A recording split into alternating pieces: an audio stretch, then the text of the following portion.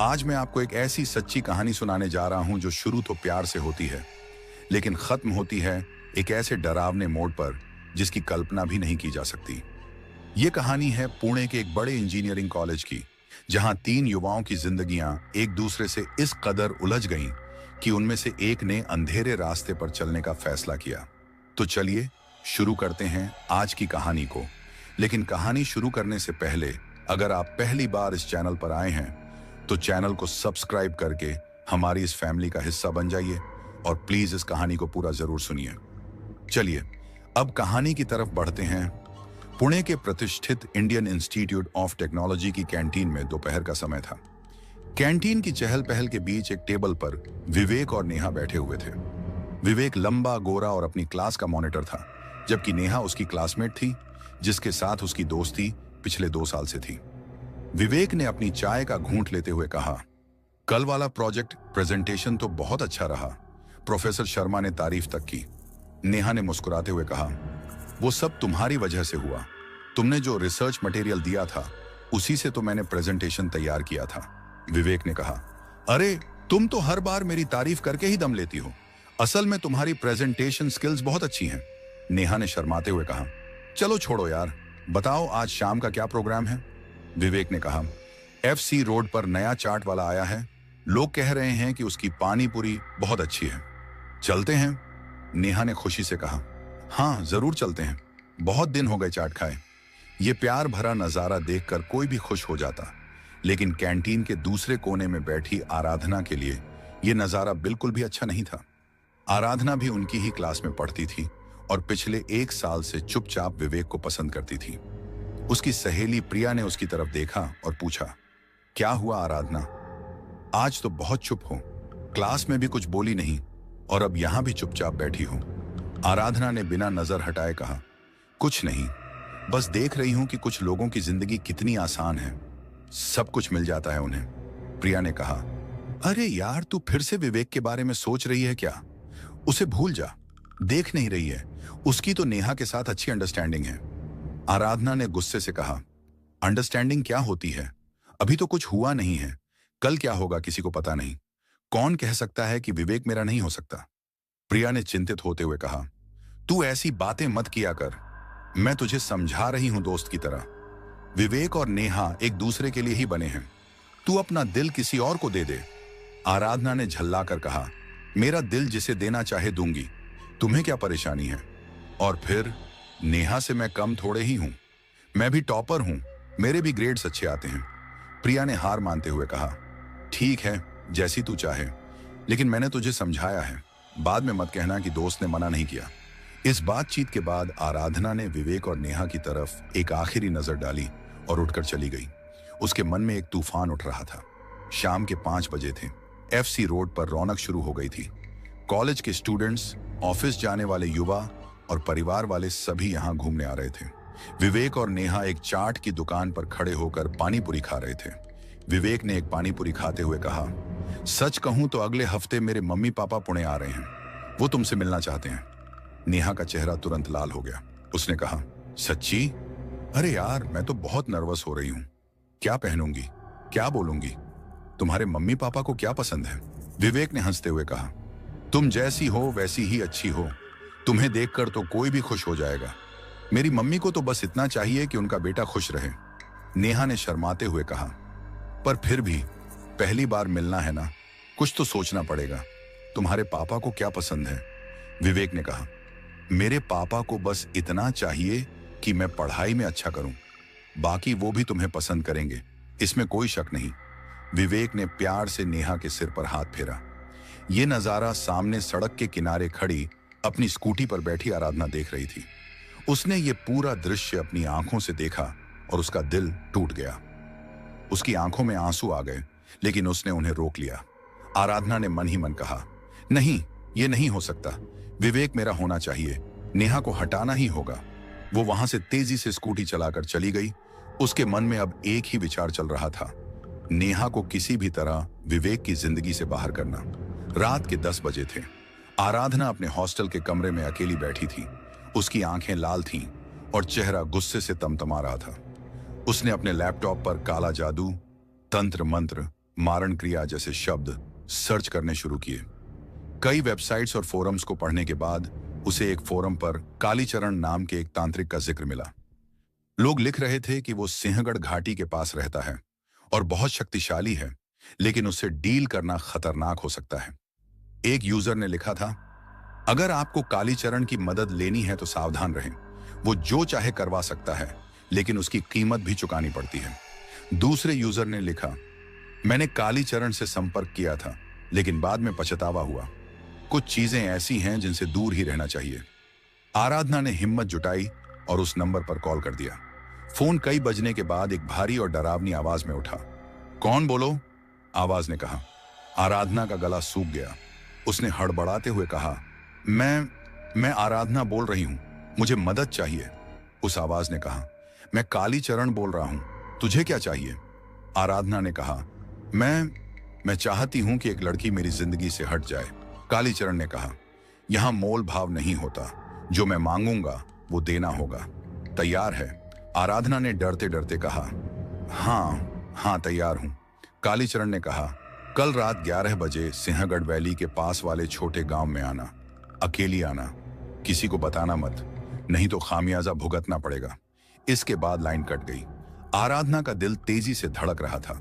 उसे डर लग रहा था, लेकिन विवेक को पाने की चाहत उस डर से ज्यादा बड़ी थी। अगली रात 10 बजे थे। आराधना ने अपनी सारी सेविंग्स, 25,000 रुपए और अपनी मां की दी हुई सोने की अंगूठी ले ली। वो स्कूटी पर सिंहगढ़ घाटी की तरफ निकल पड़ी।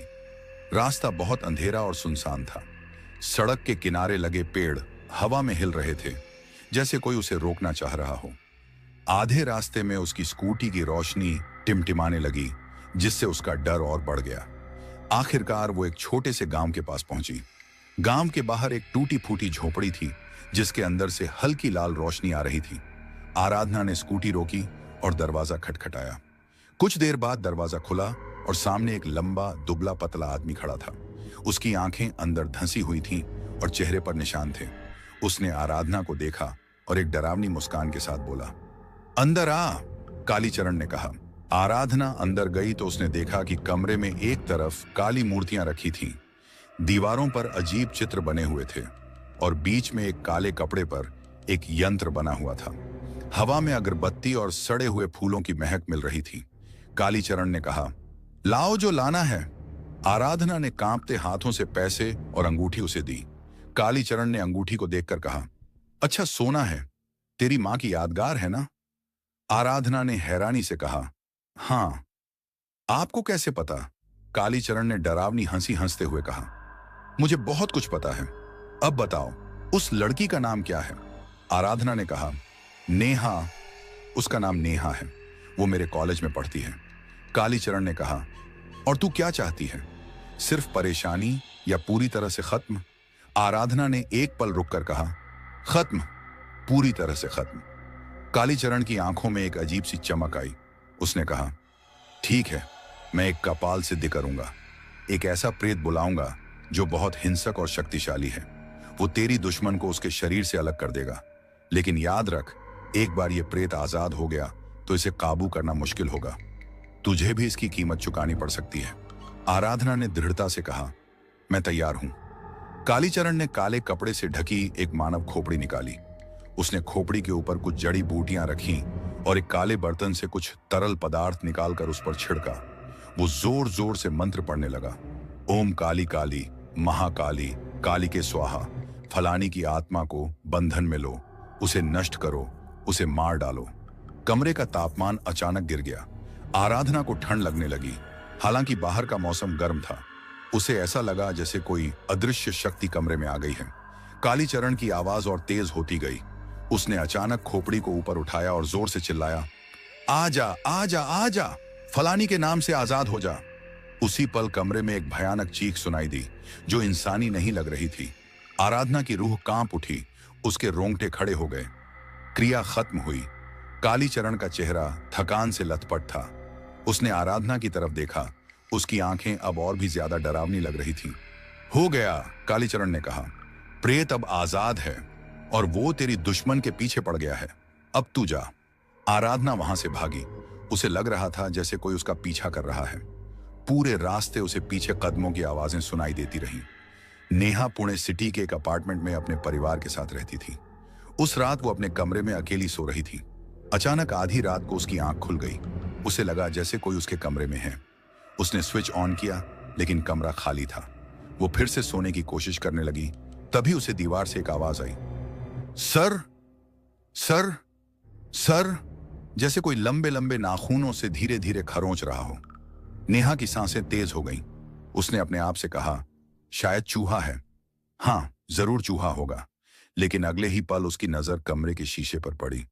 शीशे में उसकी अपनी परछाई थी, लेकिन वो परछाई मुस्कुरा रही थी, और नेहा तो बिल्कुल भी नहीं मुस्कुरा रही थी। नेहा ने डरते हुए शीशे के पास जाकर देखा। परछाई अब भी मुस्कुरा रही थी।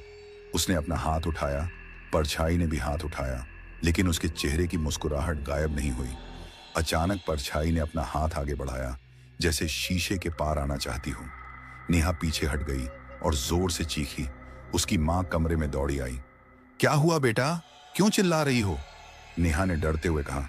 मां, शीशे में कोई था। उसकी मां ने शीशे की तरफ देखा और कहा, कुछ नहीं है बेटा, शायद तुमने सपना देखा है। चलो पानी पी लो और सो जाओ। लेकिन नेहा जानती थी कि यह कोई सपना नहीं था। कुछ गलत हो रहा था और वो समझ नहीं पा रही थी कि क्या। अगली सुबह आराधना अपने हॉस्टल के कमरे में उठी। उसे रात भर बुरे सपने आते रहे थे, लेकिन जब उसे याद आया कि उसने क्या किया है, तो उसके चेहरे पर एक संतुष्टि भरी मुस्कान आ गई। उसने सोचा, अब विवेक मेरा होगा। नेहा अब ज्यादा दिनों तक नहीं टिकेगी। वो कॉलेज पहुंची तो उसने देखा कि विवेक अकेला बैठा हुआ है। उसने हिम्मत जुटाई और उसके पास जाकर बैठ गई। क्या हुआ विवेक, अकेले बैठे हो? नेहा कहाँ है? आराधना ने पूछा। विवेक ने चिंतित स्वर में कहा, नेहा आज सुबह से ठीक नहीं है। कह रही थी कि रात को बुरे सपने आए और वो पूरी रात सो नहीं पाई। आराधना के मन में खुशी की लहर दौड़ गई, लेकिन उसने अपने चेहरे पर कोई भाव नहीं आने दिया। अच्छा, क्या हुआ था? आराधना ने पूछा। विवेक ने कहा, पता नहीं, कुछ अजीब बातें कर रही थी। शीशे में किसी को देखने की बात कर रही थी। शायद स्ट्रेस है, फाइनल एग्जाम्स चल रहे हैं ना। आराधना ने मन ही मन सोचा, यह तो बस शुरुआत है, असली खेल अभी बाकी है। उसने विवेक से कहा, चिंता मत करो, सब ठीक हो जाएगा। अगर कुछ जरूरत हो तो मैं हूं ना। विवेक ने मुस्कुराकर कहा, धन्यवाद आराधना, तुम बहुत अच्छी दोस्त हो। दोस्त? आराधना ने मन ही मन सोचा, जल्दी ही मैं सिर्फ दोस्त नहीं रहूंगी, जल्दी ही मैं तुम्हारी जिंदगी की सबसे अहम इंसान बन जाऊंगी। कॉलेज की लाइब्रेरी में सन्नाटा पसरा हुआ था। विवेक और नेहा एक टेबल पर बैठे प्रोजेक्ट पर काम कर रहे थे। नेहा की हालत पिछले 3 दिनों से ठीक नहीं थी। उसकी आंखों के नीचे काले घेरे पड़ गए थे और चेहरा पीला पड़ रहा था। विवेक ने चिंतित होकर पूछा, तुम्हारा क्या हाल है? लगता है तुम्हें डॉक्टर के पास जाना चाहिए। नेहा ने हाथ में पकड़ी किताब रखते हुए कहा, मैं ठीक हूं, बस रात को ठीक से नींद नहीं आती। फिर से वही सपने? विवेक ने पूछा। नेहा ने डरते हुए कहा, सपना नहीं विवेक, ये कोई सपना नहीं है। कल रात मैंने शीशे में फिर से उसे देखा। अब तो वो मेरी तरफ हाथ बढ़ा रहा था। विवेक ने उसे समझाने की कोशिश की, देखो, हम दोनों पर फाइनल एग्जाम का प्रेशर है, शायद तुम्हारा दिमाग। नहीं, नेहा ने अचानक तेज आवाज में कहा, मैं पागल नहीं हूं विवेक, मैं जो देख रही हूं वो सच है। लाइब्रेरी में मौजूद कुछ स्टूडेंट्स ने उनकी तरफ देखा। विवेक ने शांत करने की कोशिश की, ठीक है, मैं मानता हूं तुम पागल नहीं हो, लेकिन कम से कम डॉक्टर से तो मिल लो। इसी बीच लाइब्रेरी के दूसरे कोने में आराधना उनकी बातचीत सुन रही थी। उसके चेहरे पर एक संतुष्टि भरी मुस्कान थी। वो जानती थी कि तांत्रिक की क्रिया काम कर रही है। उसकी सहेली प्रिया ने पास आकर कहा, नेहा की हालत ठीक नहीं लग रही, सुना है वो कुछ अजीब बातें कर रही है। आराधना ने बिना किसी दया भाव के कहा, हो सकता है उसके दिमाग में कुछ खराबी आ गई हो, ऐसा होता है कभी कभी। प्रिया ने हैरानी से कहा, पर तुझे तो उसकी चिंता होनी चाहिए, तू तो उसकी दोस्त है ना। आराधना ने ठंडे स्वर में कहा, मैं किसी की दोस्त नहीं हूं, मैं सिर्फ अपनी दोस्त हूं। शाम को नेहा अपने अपार्टमेंट में अकेली थी। उसके माता पिता किसी शादी में शामिल होने गए हुए थे। वो किचन में चाय बना रही थी कि अचानक उसे लगा जैसे कोई उसके पीछे खड़ा है। उसने पलटकर देखा, कुछ नहीं था, लेकिन फिर उसे कमरे के कोने से एक बच्चे के रोने की आवाज सुनाई दी। आवाज इतनी साफ थी जैसे कोई बच्चा वहीं हो। नेहा ने डरते हुए पूछा, कोई है वहां? जवाब में उसे हल्की सी हंसी सुनाई दी। वो हंसी धीरे धीरे जोर की होती गई। नेहा ने कमरे की लाइट जलाई। कमरा खाली था, लेकिन हंसी अब भी जारी थी। वो भागकर अपने कमरे में गई और दरवाजा बंद कर लिया। उसका दिल जोर जोर से धड़क रहा था। तभी उसे दीवार पर खरोंचने की आवाज फिर से सुनाई दी। इस बार आवाज दरवाजे से आ रही थी। Sir, sir, sir. नेहा ने डरते हुए दरवाजे की तरफ देखा। लकड़ी के दरवाजे पर लंबे लंबे नाखूनों के निशान उभर रहे थे, जैसे कोई बाहर से दरवाजा खरोंच रहा हो। चले जाओ, नेहा ने जोर से चिल्लाया। मुझे अकेला छोड़ दो। खरोंचने की आवाज रुक गई। एक पल के लिए सन्नाटा छा गया। फिर अचानक दरवाजे की कुंडी अपने आप खुल गई। दरवाजा धीरे धीरे खुलने लगा। नेहा की सांसें रुक सी गईं। दरवाजे के पीछे कोई नहीं था, लेकिन उसे लगा जैसे कोई अदृश्य शक्ति कमरे में दाखिल हो गई है। उसने फोन उठाया और विवेक को कॉल किया। विवेक, प्लीज आ जाओ, मैं अकेली हूं और यहां कुछ गलत हो रहा है। विवेक ने चिंतित स्वर में कहा, मैं अभी आता हूं, बस 15 मिनट में। जब विवेक आया तो नेहा उसे देखकर रो पड़ी। उसने सारी बात बताई। रोने की आवाज, हंसी, खरोंचने की आवाज। विवेक ने पूरे अपार्टमेंट को चेक किया। सब कुछ तो ठीक है नेहा, शायद तुम्हारा दिमाग प्रेशर में तुमसे छल कर रहा है। नेहा ने हताश होकर कहा, तुम मेरी बात मानते ही नहीं। कोई है यहाँ, कोई हमें देख रहा है। अगले दिन कॉलेज में आराधना ने विवेक को अकेला पाकर उसके पास आई। क्या हुआ? नेहा आज भी नहीं आई? विवेक ने चिंतित स्वर में कहा। वो बहुत परेशान है, कह रही है कि उसके घर में कुछ अजीब हो रहा है। आराधना ने नाटकीय चिंता जताते हुए कहा। अच्छा, क्या हो रहा है? विवेक ने सारी बात बता दी। आराधना ने सुनकर मन ही मन खुश होते हुए कहा, शायद उसके घर में कोई भूत वूत है। मेरी दादी कहती थी कि कभी कभी ऐसा होता है। विवेक ने हंसते हुए कहा, तुम भी ना। भूत वूत कुछ नहीं होता, ये सब साइकोलॉजिकल है। आराधना ने गंभीर होकर कहा, पता नहीं, लेकिन अगर नेहा ऐसा कह रही है तो कुछ तो है। तुम उसे अकेला मत छोड़ना। शाम को विवेक नेहा को लेकर अपने हॉस्टल आ गया। उसने सोचा कि शायद जगह बदलने से नेहा को आराम मिलेगा। हॉस्टल के कमरे में विवेक ने नेहा के लिए अपना बिस्तर लगाया। तुम यहां आराम से सोना, मैं नीचे अपने दोस्त के रूम में सो जाऊंगा। नेहा ने कृतज्ञता से कहा, शुक्रिया विवेक, तुम्हारे बिना मैं क्या करती। रात के 2 बजे थे। नेहा को अचानक नींद खुल गई। उसे लगा जैसे कोई कमरे में घूम रहा है। उसने आंखें खोली तो देखा कि एक परछाई दीवार के साथ साथ चल रही है। वो चीखना चाहती थी, लेकिन आवाज गले में अटक गई। परछाई धीरे धीरे उसके बिस्तर के पास आई और खड़ी हो गई। नेहा ने आंखें बंद कर ली, डर के मारे कांपने लगी। तभी उसे अपने कान के पास सांस लेने की आवाज सुनाई दी। कोई उसके बिल्कुल करीब था। फिर एक फुसफुसाहट सुनाई दी, तुम्हारी जगह मेरी होगी। नेहा ने आंखें खोली। कमरा खाली था, लेकिन उसके तकिए के बगल में एक लंबा काले बाल पड़ा था। वो बाल नेहा का नहीं था। सुबह होते ही नेहा ने विवेक को सब कुछ बताया। इस बार विवेक भी चिंतित हो गया। शायद तुम्हें किसी साइकियाट्रिस्ट को दिखाना चाहिए। नेहा ने आंसू भरी आंखों से कहा, तुम समझते नहीं, ये कोई मानसिक बीमारी नहीं है। कोई मुझे मारना चाहता है विवेक। उधर आराधना को जब पता चला कि विवेक ने नेहा को अपने हॉस्टल में रखा है, तो उसका गुस्सा 7वें आसमान पर पहुंच गया। उसने फैसला किया कि अब वो और ज्यादा खतरनाक कदम उठाएगी।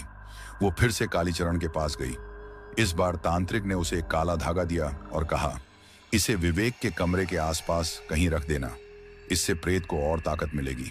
आराधना ने हॉस्टल के चपरासी को पैसे देकर विवेक के कमरे के बाहर वो धागा रखवा दिया। उस रात नेहा फिर से नहीं सो पाई। उसे लगातार महसूस हो रहा था कि कोई उसे देख रहा है। आधी रात को जब वो टॉयलेट गई तो उसने शीशे में अपनी परछाई को फिर से मुस्कुराते देखा।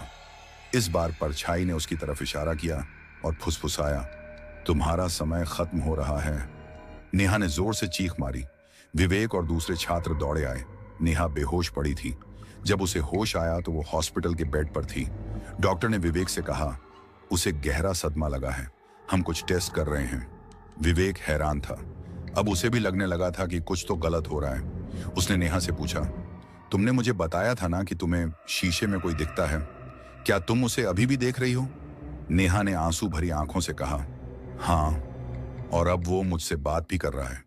वो कहता है कि मेरा समय खत्म हो रहा है। विवेक ने उसका हाथ थामा। मैं तुम्हारे साथ हूं, कोई तुम्हें नुकसान नहीं पहुंचा सकता। लेकिन विवेक नहीं जानता था कि असली खतरा तो उसके अपने कॉलेज की एक लड़की से था, आराधना से, जो प्यार के नाम पर इतनी अंधी हो चुकी थी कि उसे किसी की जान लेने से भी परहेज नहीं था। हॉस्पिटल के प्राइवेट रूम में नेहा की हालत बद से बदतर होती जा रही थी। डॉक्टर्स ने सारे टेस्ट कर लिए थे, blood test, CT scan, MRI, सब कुछ नॉर्मल था। लेकिन नेहा की आंखों में एक अजीब सा डर बैठ गया था। विवेक ने डॉक्टर से पूछा, क्या आपको समझ आ रहा है कि उसे क्या हुआ है? डॉक्टर ने हेडफोन उतारते हुए कहा, सभी रिपोर्ट्स नॉर्मल हैं, शायद यह साइकोलॉजिकल है। हमने उसे कुछ सेडेटिव दिए हैं ताकि उसे आराम से नींद आ सके। विवेक कमरे में वापस आया तो नेहा उसे देखते ही बोली, वो यहां भी है विवेक? हॉस्पिटल में भी। विवेक ने उसका हाथ थामा। कोई नहीं है यहां, बस तुम और मैं हूं। नेहा ने कांपते हुए हाथों से इशारा किया। वो दरवाजे के पीछे खड़ा है, मुझे देख रहा है। विवेक ने दरवाजे की तरफ देखा, कुछ नहीं था। उसने गहरी सांस ली। तुम आराम करो, मैं यहीं हूं। उधर कॉलेज में आराधना बेचैन हो रही थी। उसे पता चला था कि नेहा हॉस्पिटल में है, लेकिन विवेक उसके साथ था। यह बात उसे बिल्कुल पसंद नहीं आई। उसकी सहेली प्रिया ने पूछा, सुना है नेहा हॉस्पिटल में है, क्या हुआ उसे? आराधना ने बिना किसी दया भाव के कहा, शायद उसे मेंटल प्रॉब्लम है। ऐसी लड़कियां विवेक जैसे लड़के के लायक नहीं होती।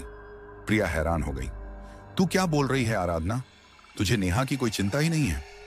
आराधना ने ठंडे स्वर में कहा, मुझे सिर्फ विवेक की चिंता है। वो उसके साथ वक्त बर्बाद कर रहा है। शाम को आराधना हॉस्पिटल पहुंच गई। उसने विवेक को बाहर कॉरिडोर में देखा, जो फोन पर बात कर रहा था। विवेक फोन पर नेहा के पिता से बात कर रहा था। हाँ अंकल, चिंता मत कीजिए, सब ठीक हो जाएगा। डॉक्टर कह रहे हैं ये सब स्ट्रेस की वजह से है। फोन रखते ही आराधना ने पास आकर कहा, कैसी है नेहा? विवेक ने थकी हुई आवाज में कहा, वो ठीक नहीं है, कह रही है कि कोई उसे फॉलो कर रहा है।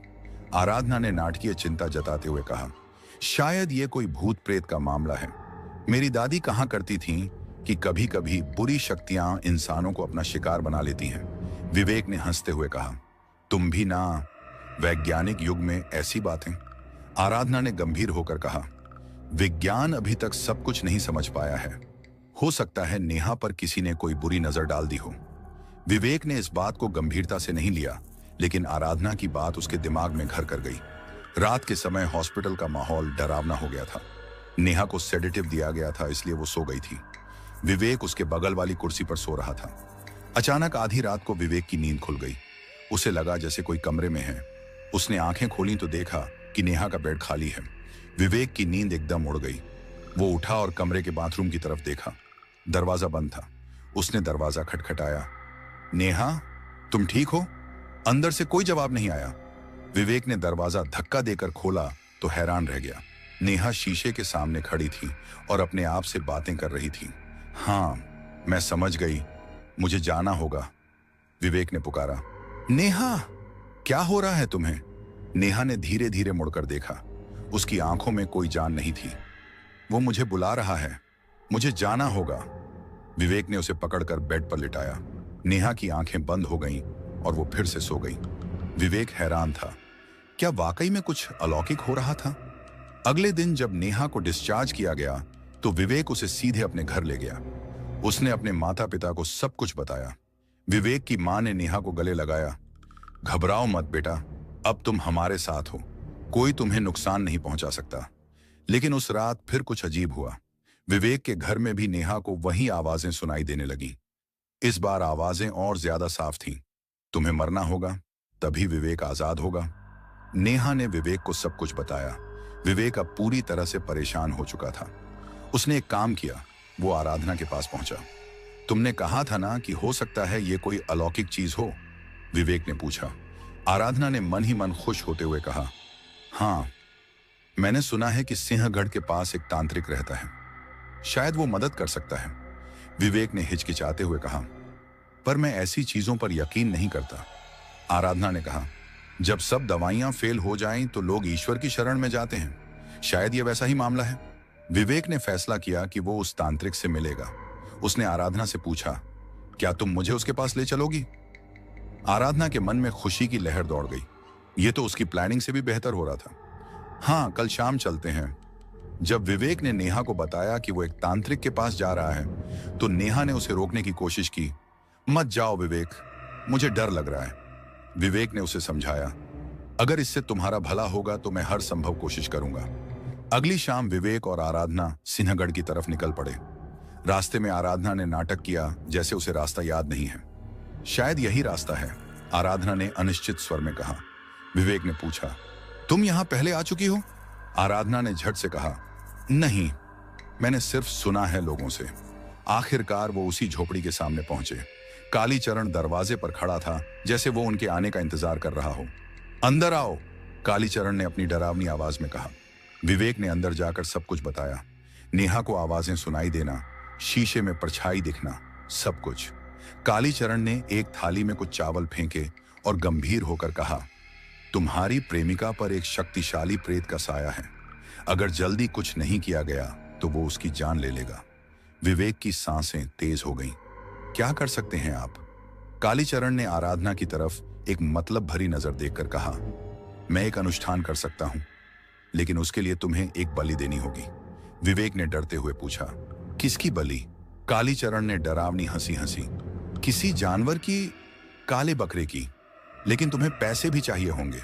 विवेक ने तुरंत हां कर दी, जो भी लगेगा मैं दूंगा, बस नेहा को ठीक कर दीजिए। जब वो वापस लौटे तो रास्ते में आराधना ने कहा, देखा, मैंने कहा था ना कि ये कोई साधारण बीमारी नहीं है।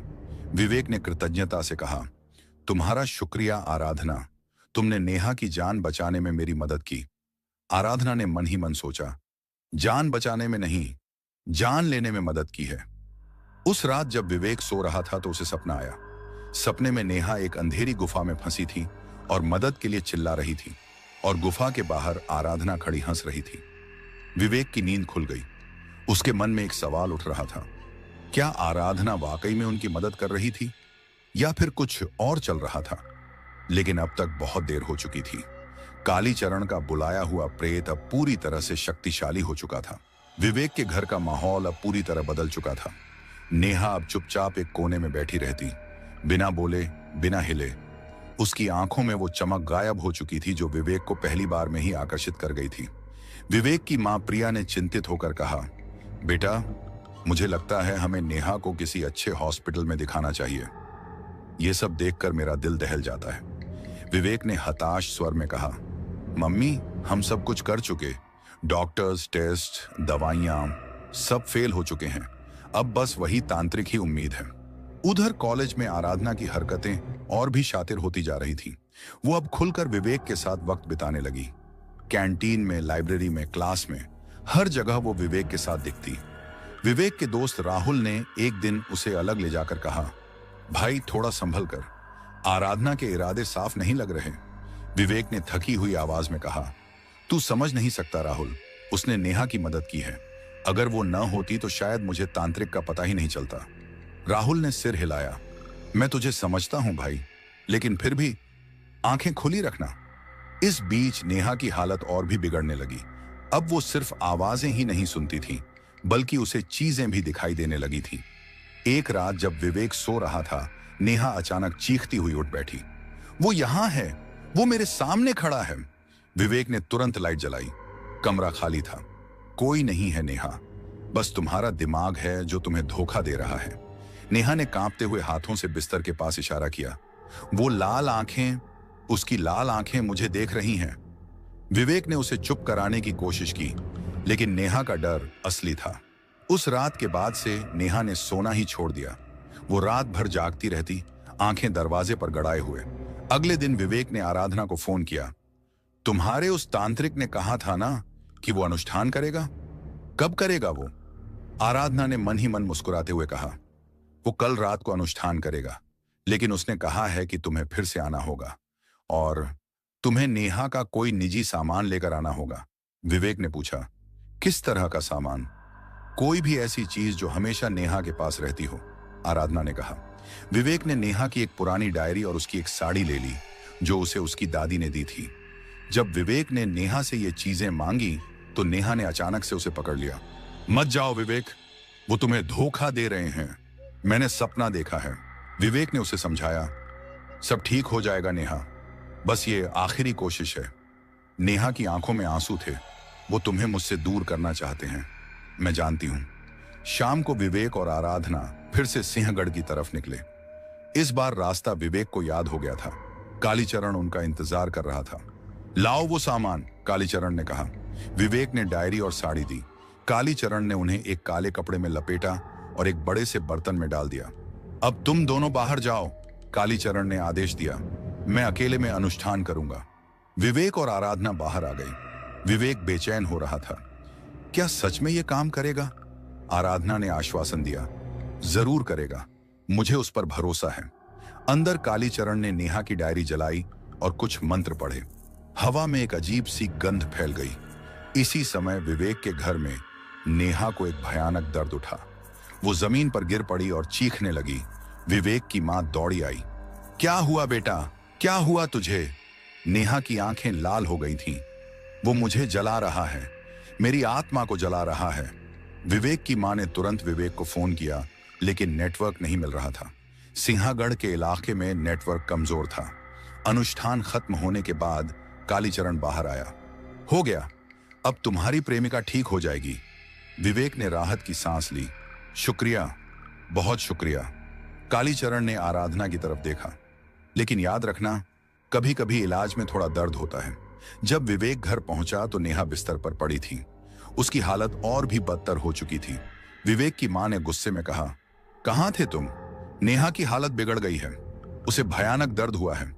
विवेक ने हैरानी से कहा, पर तांत्रिक ने कहा था कि वो ठीक हो जाएगी। उस रात विवेक को समझ आ गया कि कुछ गलत हो रहा है। जब सब सो गए तो वो नेहा के पास बैठा रहा। आधी रात को नेहा की आवाज बदल गई। विवेक! आवाज बिल्कुल अलग थी। तुम्हें बचाना होगा। विवेक चौंक गया। नेहा, तुम ठीक हो? मैं नेहा नहीं हूं, आवाज ने कहा। मैं वो हूं जिसे तुमने बुलाया है, लेकिन मैं यहां नेहा को नुकसान पहुंचाने नहीं आया हूं। विवेक की रूह कांप उठी। तुम कौन हो? मैं एक संदेशवाहक हूं, आवाज ने कहा। तुम्हारी प्रेमिका को खतरा है, और खतरा तुम्हारे बहुत करीब है। विवेक ने पूछा, किससे खतरा है?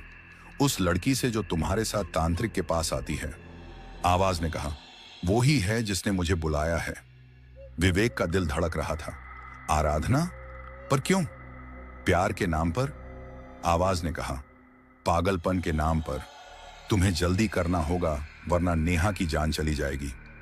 इसके बाद नेहा का शरीर ढीला पड़ गया और वो सो गई। विवेक पूरी रात सो नहीं पाया। उसके मन में सैकड़ों सवाल घूम रहे थे। क्या आराधना वाकई में उनकी मदद कर रही थी, या फिर वो ही नेहा की दुश्मन थी? और अगर ऐसा था तो वो तांत्रिक के पास क्यों ले गई? सुबह होते ही विवेक ने आराधना को फोन किया। मुझे तुमसे जरूरी बात करनी है। आराधना मुस्कुराते हुए आई। क्या हुआ? नेहा ठीक हो गई ना? विवेक ने सीधे पूछा। तुमने मुझसे झूठ बोला है आराधना। तुम उस तांत्रिक के पास पहले से जानती थी। आराधना का चेहरा बदल गया। किसने कहा तुम्हें? मुझे पता चल गया है, विवेक ने कहा। तुम ही हो जिसने नेहा पर यह सब किया है। आराधना ने शुरू में तो इनकार किया, लेकिन फिर उसने सच स्वीकार कर लिया। हाँ, मैंने ही किया है, क्योंकि मैं तुमसे प्यार करती हूं विवेक। तुम मेरे होने चाहिए। विवेक हैरान रह गया। तुम पागल हो गई हो आराधना। प्यार में ऐसा नहीं होता। प्यार में सब कुछ होता है, आराधना ने जोर से कहा। मैं तुम्हें किसी और के साथ नहीं देख सकती, विवेक ने गुस्से में कहा। अगर तुमने नेहा को कुछ होने दिया तो मैं तुम्हें कभी माफ नहीं करूंगा। आराधना ने डरावनी हंसी हंसी। अब बहुत देर हो चुकी है विवेक। प्रेत अब नेहा के शरीर पर कब्जा कर चुका है, और वो सिर्फ मेरी बात मानेगा। विवेक ने उसे धक्का देकर वहां से चला गया। उसे अब समझ आ गया था कि नेहा को बचाने के लिए उसे खुद ही कुछ करना होगा। लेकिन आराधना ने पीछे से चिल्लाकर कहा, याद रखना विवेक, जब तुम मुझे चाहोगे मैं तुम्हारे लिए हमेशा तैयार रहूंगी।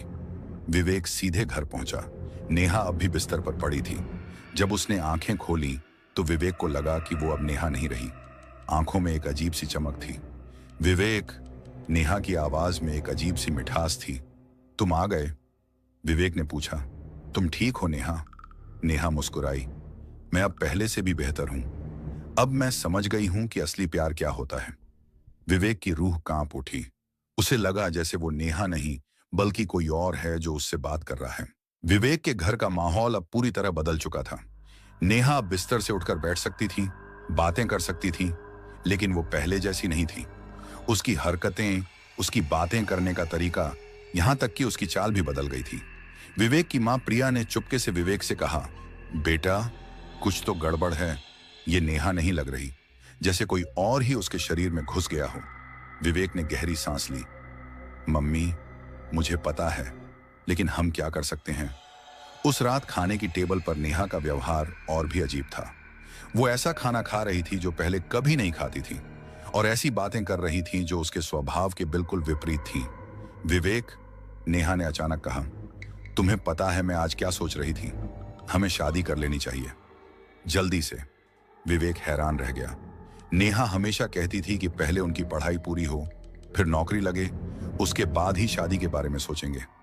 शादी? विवेक ने झिझकते हुए कहा, अभी तो हमारी पढ़ाई चल रही है ना। नेहा ने एक अजीब सी मुस्कुराहट के साथ कहा, प्यार के लिए कभी सही समय नहीं होता विवेक, और फिर मुझे डर लगता है कि कहीं तुम मुझे खो ना दो। विवेक के मन में एक शंका पैदा हुई, क्या ये नेहा थी या कोई और? अगले दिन कॉलेज में विवेक ने आराधना को देखा तो वो उससे दूर हट गया, लेकिन आराधना ने खुद ही उसके पास आकर कहा, कैसी है नेहा? मैंने सुना है वो ठीक हो रही है। विवेक ने गुस्से में कहा, तुम जानती हो कि उसके साथ क्या हो रहा है, और मैं तुमसे एक बात कहता हूं, अगर नेहा को कुछ हुआ तो? आराधना ने बीच में ही टोका, तो क्या? तुम मुझे क्या करोगे? याद रखो विवेक, अब सिर्फ मैं ही हूं जो नेहा को बचा सकती हूं। विवेक ने पूछा, इसका क्या मतलब? आराधना ने चालाकी से कहा, मतलब साफ है, तांत्रिक ने जो प्रेत बुलाया है वो सिर्फ मेरी बात मानता है। अगर मैं चाहूं तो नेहा को ठीक कर सकती हूं। विवेक ने गुस्से में कहा, तुम पागल हो आराधना, तुमने एक मासूम लड़की की जिंदगी खराब कर दी। आराधना की आंखों में आंसू आ गए। मैंने सिर्फ वो किया जो मेरे दिल ने कहा। मैं तुमसे प्यार करती हूं विवेक, क्या यह गलत है? विवेक ने दृढ़ता से कहा, हाँ यह गलत है। प्यार में किसी को नुकसान पहुंचाना गलत है, और मैं तुमसे कभी प्यार नहीं कर सकता। यह सुनकर आराधना का चेहरा बदल गया। ठीक है, फिर तो नेहा को हमेशा के लिए उस प्रेत के साथ रहना पड़ेगा। शाम को जब विवेक घर पहुंचा तो नेहा उसका इंतजार कर रही थी, लेकिन आज उसके चेहरे पर एक अजीब सी चमक थी। विवेक, नेहा ने कहा, चलो आज हम दोनों बाहर घूमने चलते हैं, बस तुम और मैं। विवेक ने हिचकिचाते हुए कहा, तुम्हारी तबीयत ठीक नहीं है नेहा, हम कल चलेंगे। नेहा ने अचानक गुस्से में कहा, नहीं, आज ही चलेंगे। मैं चाहती हूं कि आज हम अकेले में वक्त बिताएं। ये बात सुनकर विवेक को आराधना की बात याद आई। क्या ये नेहा थी या प्रेत जो बोल रहा था? विवेक ने हां कर दी। वो जानना चाहता था कि आखिर हो क्या रहा है।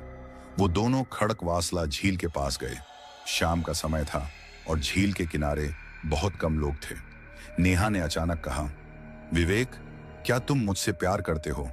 विवेक ने कहा, तुम्हें पता है ना कि मैं तुमसे कितना प्यार करता हूं। नेहा ने एक अजीब सी मुस्कुराहट के साथ कहा, पर कभी कभी मुझे लगता है कि तुम मुझे छोड़कर चले जाओगे। विवेक ने उसे आश्वासन दिया, ऐसा कभी नहीं होगा नेहा, मैं हमेशा तुम्हारे साथ रहूंगा। तभी अचानक नेहा की आवाज बदल गई, लेकिन अगर मैं नेहा नहीं रही तो? अगर मैं कोई और हो गई हूं तो? विवेक की सांसें रुक गईं।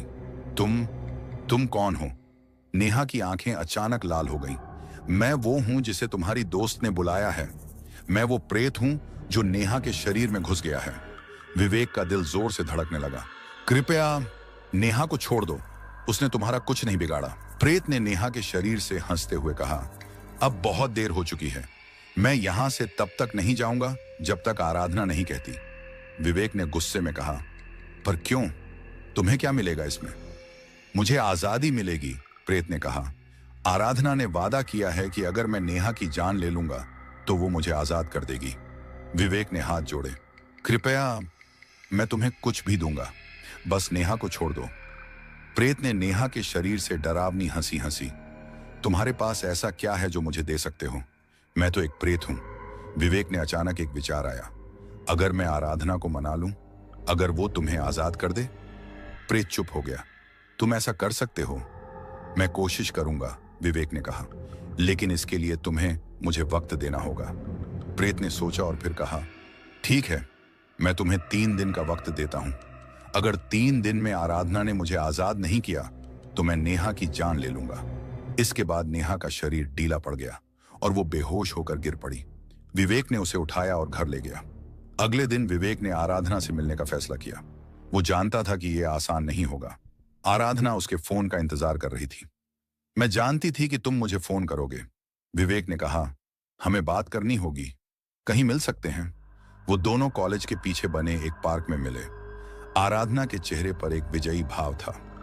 तो आराधना ने कहा, आखिरकार तुम्हें समझ आ गया ना कि तुम्हारी नेहा अब तुम्हारी नहीं रही। विवेक ने गंभीर होकर कहा, मैं तुम्हारी एक शर्त मानने को तैयार हूं। आराधना की आंखों में चमक आ गई। कौन सी शर्त?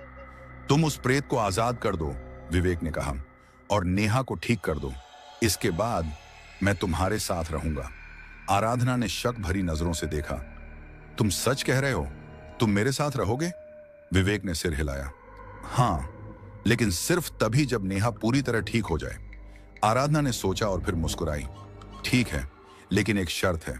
तुम्हें आज ही सबके सामने यह ऐलान करना होगा कि तुम मेरे साथ हो। विवेक के लिए यह बहुत मुश्किल था, लेकिन उसके पास कोई चारा नहीं था।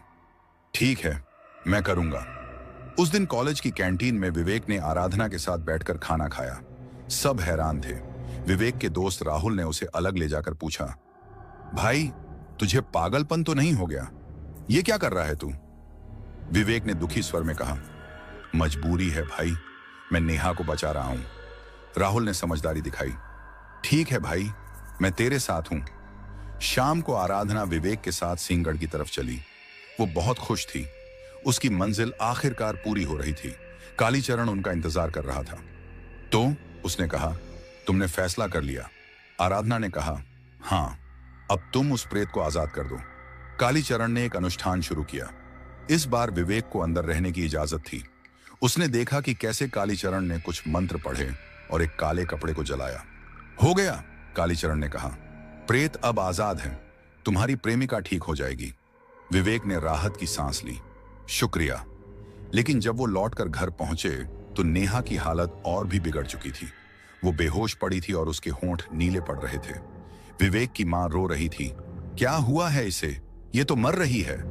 विवेक को समझ आ गया कि आराधना ने उसे धोखा दिया है। उसने फोन उठाया और आराधना को डायल किया।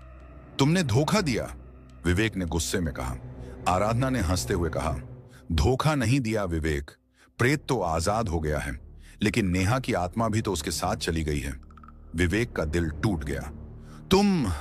तुम शैतान हो, आराधना ने शांत स्वर में कहा। नहीं विवेक, मैं बस तुमसे प्यार करती हूं, और अब जब नेहा नहीं रही तो तुम मेरे साथ रहोगे ना? विवेक ने फोन काट दिया। उसकी आंखों में आंसू थे। उसने नेहा का हाथ थामा जो अब ठंडा पड़ रहा था। माफ करना नेहा, विवेक ने रोते हुए कहा, मैं तुम्हें नहीं बचा पाया। तभी अचानक नेहा की आंखें खुल गईं, लेकिन इस बार उनमें वही चमक थी जो विवेक को प्यारी थी। विवेक, नेहा की आवाज कमजोर थी। वो चला गया, प्रेत चला गया। विवेक हैरान रह गया। नेहा, तुम ठीक हो? नेहा ने मुस्कुराने की कोशिश की। हाँ, मैं लड़ी, मैंने उससे लड़ाई की और मैं जीत गई। विवेक ने उसे गले लगा लिया। नेहा की आत्मा इतनी मजबूत थी कि वो प्रेत को हरा पाई थी। नेहा धीरे धीरे ठीक हो रही थी, लेकिन उसके चेहरे पर हमेशा के लिए एक डर बैठ गया था। वो अब भी रात में चौंक कर उठ जाती। उसे अब भी आवाजें सुनाई देती, लेकिन अब विवेक उसके साथ था। विवेक की मां ने एक दिन कहा, बेटा, मैंने एक बात नोटिस की है। नेहा अब वैसी नहीं रही जैसी पहले थी। उसकी आंखों में एक अजीब सा डर है। विवेक ने गहरी सांस ली। मम्मी, जो कुछ हुआ वो कोई आसान बात नहीं थी। उसे वक्त लगेगा। उधर आराधना का पागलपन अब हद पार कर रहा था। जब उसे पता चला कि नेहा बच गई है तो वो आग बबूला हो गई। वो सीधे कालीचरण के पास पहुंची। तुमने मुझे धोखा दिया, आराधना ने गुस्से में चिल्लाया। तुमने कहा था कि नेहा मर जाएगी। कालीचरण ने डरावनी हंसी हंसी। मैंने कोई धोखा नहीं दिया। प्रेत आजाद हो गया। तुम्हारी प्रेमिका की आत्मा मजबूत निकली, ये मेरी गलती नहीं है। आराधना ने जोर से मेज पर मुक्का मारा। मुझे कुछ और चाहिए, कुछ ऐसा जो सीधे नेहा को खत्म कर दे। कालीचरण ने गंभीर होकर कहा, एक आखिरी तरीका है, लेकिन यह बहुत खतरनाक है। इसमें तुम्हें भी कीमत चुकानी पड़ सकती है। मुझे कोई फर्क नहीं पड़ता, आराधना ने कहा, बस नेहा को खत्म कर दो। कालीचरण ने एक काले कपड़े में लिपटी हुई एक मूर्ति निकाली। ये लो, इसे नेहा के घर के पास दबा दो, लेकिन याद रखना, अगर ये क्रिया विफल हो गई तो ये तुम पर ही वापस आएगी। आराधना ने मूर्ति ली और चली गई। उसकी आंखों में बदले की आग थी। इस बीच विवेक और नेहा ने फैसला किया कि वो पुलिस को सब कुछ बताएंगे, लेकिन जब उन्होंने कोशिश की तो पता चला कि काले जादू के खिलाफ कोई सबूत नहीं था। एक वकील ने उन्हें समझाया, तुम्हारे पास कोई ठोस सबूत नहीं है, सिर्फ तुम्हारी कहानी से कुछ नहीं होगा।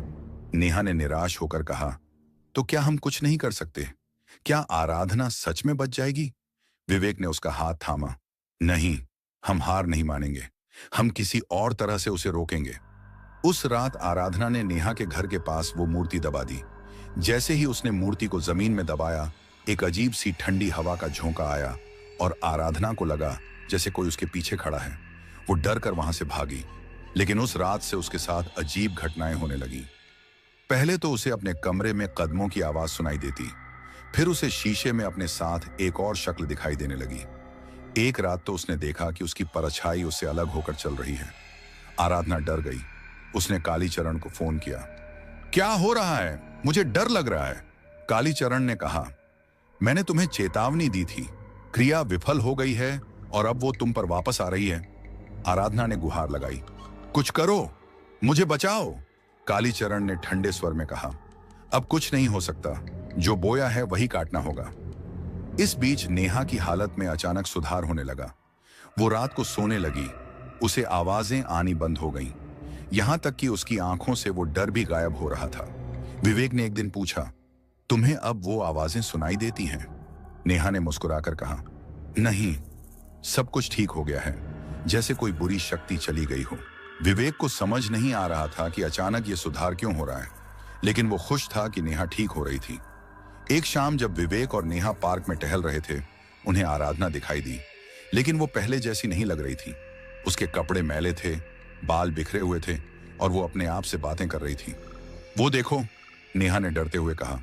आराधना, उसकी क्या हालत है? विवेक ने देखा तो हैरान रह गया। आराधना एक बेंच पर बैठी थी और हवा में हाथ हिला रही थी, जैसे कोई उससे बात कर रहा हो। चले जाओ, आराधना अचानक चिल्लाई, मुझे अकेला छोड़ दो। विवेक और नेहा ने दूर से ही देखा। आराधना अब रोने लगी थी। माफ कर दो, मैंने गलती कर दी, मुझे माफ कर दो। नेहा ने विवेक से कहा, चलो हम उसके पास चलते हैं, शायद उसे मदद की जरूरत है। विवेक ने मना किया, नहीं नेहा, यह सुरक्षित नहीं है। लेकिन नेहा ने कहा, नहीं, देखो उसकी हालत, वो किसी को नुकसान नहीं पहुंचा सकती। वो दोनों आराधना के पास गए। आराधना ने उन्हें देखा तो और जोर से चिल्लाई, तुम दोनों, तुम ही मेरा सब कुछ खराब कर दिया। नेहा ने शांत स्वर में कहा, आराधना, तुम्हें डॉक्टर के पास जाना चाहिए। आराधना ने हंसते हुए कहा, डॉक्टर? डॉक्टर क्या करेगा? वो तो मेरे साथ हमेशा के लिए आ गया है, हमेशा के लिए। विवेक ने पूछा, कौन आ गया है? आराधना ने डरावनी आवाज में कहा, वो प्रेत जिसे मैंने नेहा के लिए बुलाया था, वो अब मेरे साथ है। वो कहता है कि अब वो मुझे कभी नहीं छोड़ेगा। नेहा और विवेक एक दूसरे की तरफ देखा। उन्हें समझ आ गया कि क्या हुआ था। आराधना पर ही वो प्रेत वापस आ गया था। आराधना अचानक उठकर खड़ी हो गई। तुम दोनों खुश हो ना? तुम्हारी शादी होगी, तुम खुश रहोगे और मैं इस प्रेत के साथ हमेशा के लिए फंस जाऊंगी। विवेक ने कहा, आराधना, हम तुम्हारी मदद कर सकते हैं। आराधना ने जोर से हंसते हुए कहा, मदद? अब कोई मदद नहीं हो सकती। मैंने जो बोया है वही काटूंगी। इसके बाद वो वहां से भाग गई। विवेक और नेहा ने उसका पीछा करने की कोशिश की, लेकिन वो गायब हो गई। अगले दिन कॉलेज में खबर फैली कि आराधना ने कॉलेज छोड़ दिया है। उसके माता पिता ने बताया कि वो किसी मेंटल हॉस्पिटल में है। विवेक और नेहा ने उससे मिलने का फैसला किया। हॉस्पिटल में आराधना एक अंधेरे कमरे में बैठी थी। वो लगातार दीवार की तरफ देख रही थी और कुछ बुदबुदा रही थी। डॉक्टर ने बताया उसे स्किज़ोफ्रेनिया का अक्यूट अटैक हुआ है। वो लगातार किसी अदृश्य शक्ति के बारे में बात करती है जो उसे परेशान कर रही है। नेहा ने आराधना के पास जाकर कहा, आराधना, हम तुम्हें माफ करते हैं। आराधना ने धीरे धीरे सिर घुमाया। उसकी आंखों में कोई जान नहीं थी। माफी? माफी से क्या होगा? वो तो हमेशा मेरे साथ रहेगा, हमेशा। विवेक ने कहा, हम तुम्हारी मदद करेंगे, तुम ठीक हो जाओगी। आराधना ने एक अजीब सी मुस्कुराहट के साथ कहा, नहीं, अब कोई ठीक नहीं हो सकता। काले जादू का अंत हमेशा बुरा होता है और मेरा अंत तो बहुत बुरा होगा। उसके बाद वो फिर से दीवार की तरफ देखने लगी और बुदबुदाने लगी। विवेक और नेहा वहां से चले आए। रास्ते में नेहा ने कहा, मुझे उसके लिए दुख हो रहा है। विवेक ने कहा, हाँ, प्यार के नाम पर उसने जो किया वो गलत था, लेकिन इससे भी बड़ी सजा कोई नहीं हो सकती। कुछ महीने बीत गए। विवेक और नेहा की शादी तय हो गई। नेहा पूरी तरह ठीक हो चुकी थी और विवेक के साथ उसकी जिंदगी फिर से पटरी पर आ गई थी। एक दिन उन्हें खबर मिली कि आराधना हॉस्पिटल से भाग गई है। पुलिस ने बहुत ढूंढा, लेकिन वो कहीं नहीं मिली। एक हफ्ते बाद सिंहगढ़ की वादियों में कुछ ट्रैकर्स को एक लाश मिली। वो आराधना की लाश थी। उसके चेहरे पर एक डरावनी मुस्कुराहट थी और उसकी आंखें खुली हुई थीं, जैसे उसने मरने से पहले कुछ बहुत डरावना देखा हो। पोस्टमार्टम रिपोर्ट में कारण साफ नहीं था। डॉक्टरों ने लिखा, हार्ट फेल्योर, कारण अज्ञात। विवेक और नेहा ने आराधना के अंतिम संस्कार में हिस्सा लिया। वहां कोई नहीं था सिवाय उनके और आराधना के माता पिता के। नेहा ने विवेक से कहा, क्या तुम्हें लगता है कि सच में वो प्रेत उसके साथ था? विवेक ने गंभीर होकर कहा, मैं नहीं जानता नेहा, लेकिन एक बात मैं जानता हूं, जब इंसान बुराई का रास्ता चुनता है तो उसकी अपनी ही बुराई उसे खा जाती है। शादी के बाद विवेक और नेहा पुणे छोड़कर मुंबई चले गए। नेहा कभी कभी रात में उठ जाती और कमरे में देखती जैसे कोई हो। विवेक पूछता, क्या हुआ? नेहा मुस्कुराकर कहती, कुछ नहीं, बस एक सपना था। लेकिन दोनों जानते थे कि आराधना का भूत अब भी उनके सपनों में आता था। वो कभी ना खत्म होने वाली मारण क्रिया अब भी जारी थी, बस अब वो उनके दिमाग में चल रही थी, क्योंकि काले जादू का सबसे बड़ा श्राप यही है, वो कभी खत्म नहीं होता, वो पीढ़ियों तक चलता रहता है। तो साथियों, ये थी हमारी आज की स्टोरी। आपको ये कहानी कैसी लगी कमेंट में बताओ, और अगर आपको ये कहानी अच्छी लगी हो तो इस चैनल को सब्सक्राइब करें और जो कमेंट के साइड में जो हाइप का ऑप्शन है उसे जरूर दबाएं ताकि मुझे थोड़ा बूस्ट मिल सके। तो दोस्तों, आज के लिए इतना ही। मिलते हैं अगले वीडियो में। तब तक के लिए सुरक्षित रहें, सतर्क रहें।